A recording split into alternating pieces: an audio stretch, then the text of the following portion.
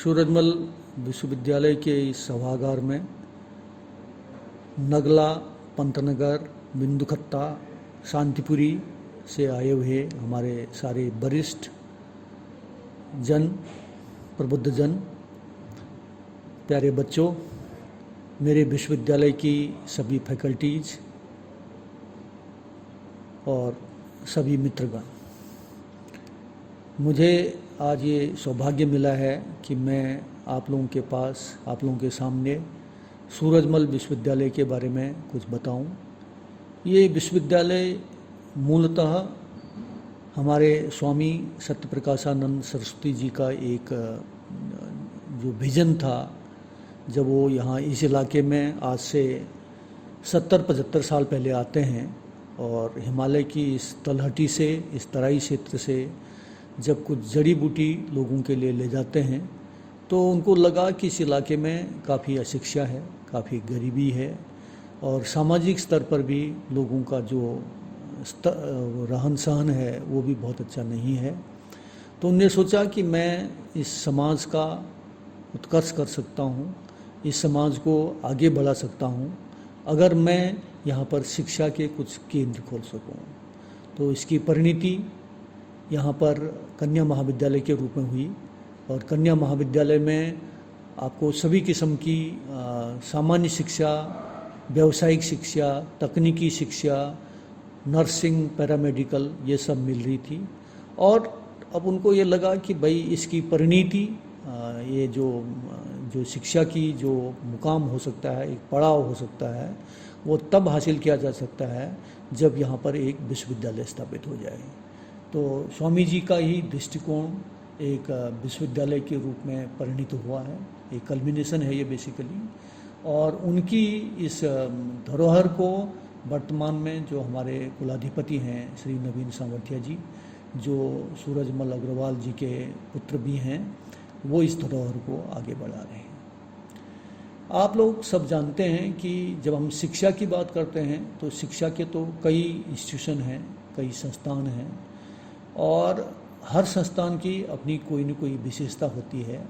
तो ये जो सूरजमल विश्वविद्यालय यहाँ पर आया है, ये भी अपनी कुछ खासियतों को लेकर के आपके सम्मुख आया है। जैसे लोग आज कहते हैं कि जो भी शिक्षा हम प्राप्त करते हैं, क्या हम बेरोजगारों की लाइन तो नहीं पैदा कर रहे हैं? तो ये विश्वविद्यालय एक ऐसा अनोखा विश्वविद्यालय है जो, जब लोग बात करते हैं प्लेसमेंट की, तो हम प्लेसमेंट से आगे सोचते हैं। हम कह रहे हैं कि हम अपने बच्चों को प्लेसमेंट के लिए लायक तो बनाएंगे ही, प्लेसमेंट तो उनका होगा ही होगा, लेकिन प्लेसमेंट से पहले भी जब वो अपने प्रथम, द्वितीय या तृतीय वर्षों में पढ़ रहे होंगे, 6-7 सेमेस्टर में जब वो जा रहे होंगे, तो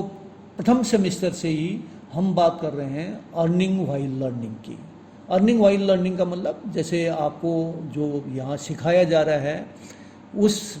जो आपको ज्ञान दिया जा रहा है, उस ज्ञान को जो वर्तमान में इंडस्ट्री जो चाहती है, उस ज्ञान को इंडस्ट्री की रिक्वायरमेंट के अनुसार कैसे उसको ढाला जाए।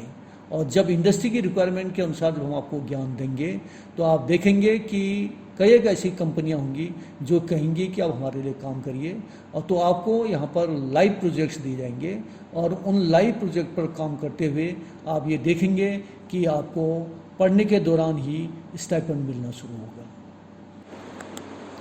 तो मैं अर्निंग व्हाइल लर्निंग की बात कर रहा था, और एक और जो आयाम हम इस विश्वविद्यालय में स्थापित कर रहे हैं वो है ऑन द जॉब ट्रेनिंग। यानी कि जब आप ट्रेनिंग कर रहे हो, जब आप शिक्षा प्राप्त कर रहे हो, तो आपको जॉब में भी काम करने का मौका मिल रहा है। हमने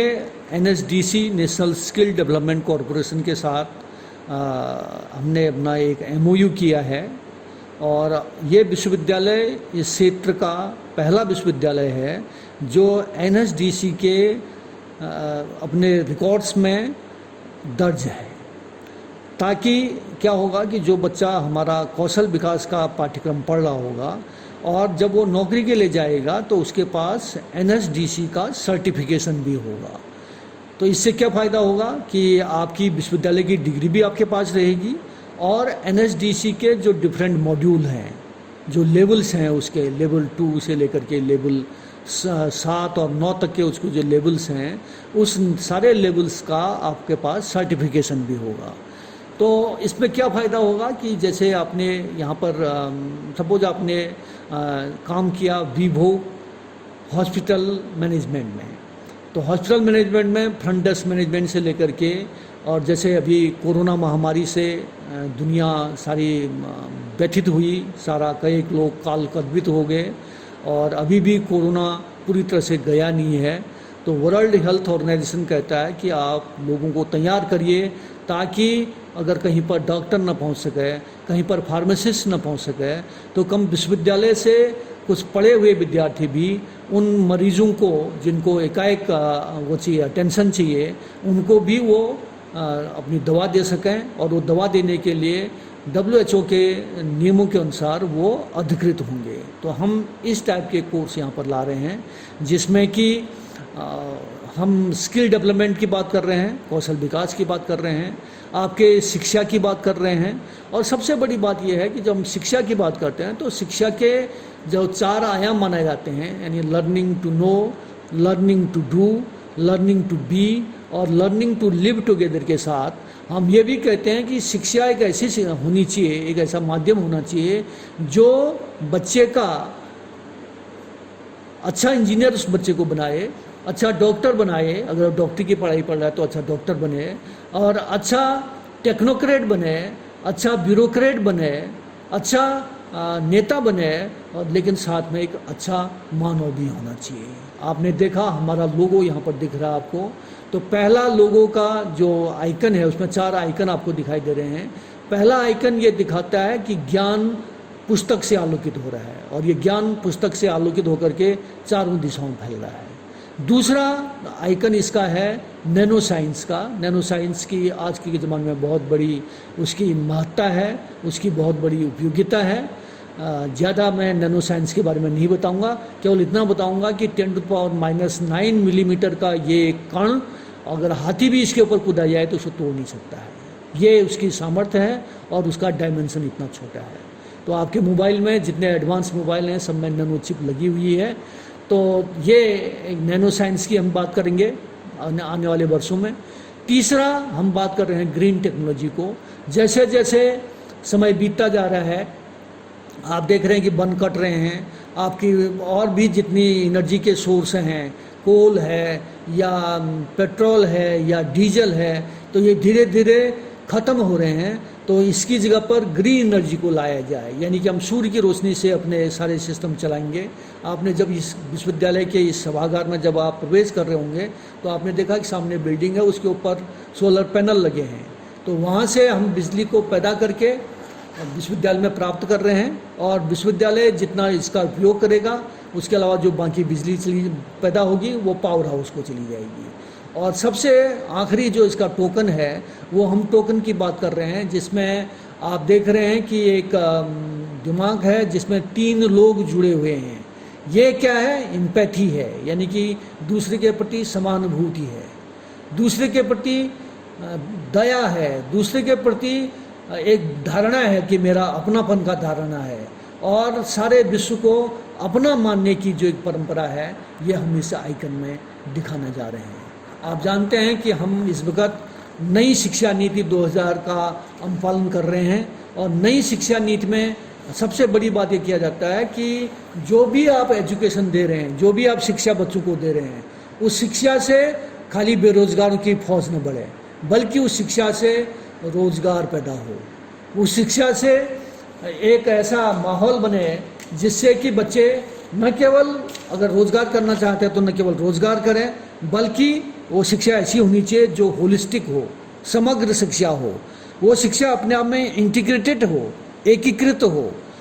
सुखद हो, जिसमें आदमी उसको एंजॉय करना सीखता है। और सबसे बड़ी बात है कि उस शिक्षा में ऐसा एंगेजमेंट रहे उसका, ताकि अगर उसको पढ़ने में मज़ा आना लगे। और हम अब आज की तारीख में हम बात करते हैं लाइफ लॉन्ग लर्निंग की भी। हर दिन आदमी कुछ न कुछ सीखता है, अच्छा सीखे तो उसका विकास होगा, और अगर बुरा सीखेगा तो वो उसका भविष्य उज्जवल नहीं हो सकता है। तो ये सारी चीज़ें हम यहाँ पर करने वाले हैं, कर रहे हैं। और आपने देखा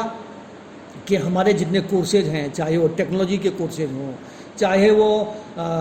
एग्रीकल्चर साइंस के कोर्स हों, एग्रीकल्चर एंड एनवायरनमेंट टेक्नोलॉजी के कोर्स हों,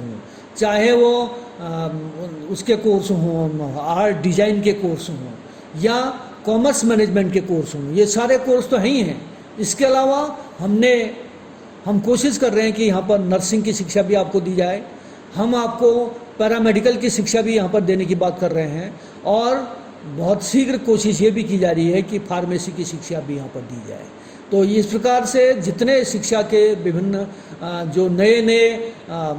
वो होते हैं, पहलू होते हैं, नई डायमेंशंस होती हैं, उन सारे शिक्षाओं को हम समग्र रूप से ला करके यहाँ पर आपको प्रदान करने के लिए कृत संकल्प हैं। मेरा ऐसा मानना है कि आप विश्वविद्यालय में आइए और यहाँ पर आकर के अच्छा शिक्षा ग्रहण करिए और अपना भविष्य उज्जवल बनाइए।